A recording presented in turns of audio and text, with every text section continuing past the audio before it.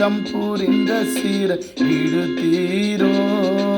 ஆதம் புரிந்த பாவத்தாலே மனு நாகி வேதம் புரிந்த சீர் விடுத்தீரோ. பரனேவை பறித்த கனி யாலே விளைந்த எல்லாம் பாவத்துக்காக பலி யானீரோ. பரனேவை பறித்த கனி யாலே விளைந்த எல்லாம் பாவத்துக்காக பலி யானீரோ.